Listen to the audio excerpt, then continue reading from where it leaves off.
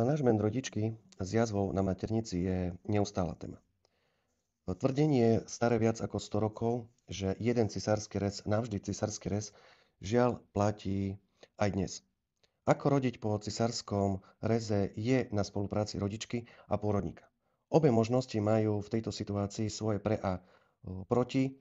Nie každý pôrodník je ochotný zobrať na seba riziko. Dokonca sú aj nemocnice, ktoré po cisárskom reze odmietajú rodiť vaginálne, a to aj napriek tomu, že rodička spĺňa všetky prísne podmienky k tomu, aby mohla ponúknuť žene pokúsiť sa porodiť po cisárskom reze vaginálne, by mala byť samozrejmosť.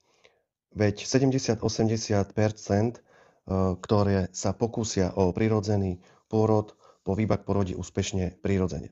Odporúčajú to všetky odborné spoločnosti, pretože je to najlepšia možnosť pre vás aj pre dieťa. Takže to využite, predebatujte možnosti, rizika, benefity, rozhodnutie urobte spoločne s lekárom. Tie kritériá sú tak prísne, že je to až naozaj bezpečné, že ak ich nesplníte, nik vás do vaginálneho pôrodu nebude tlačiť. Takže takto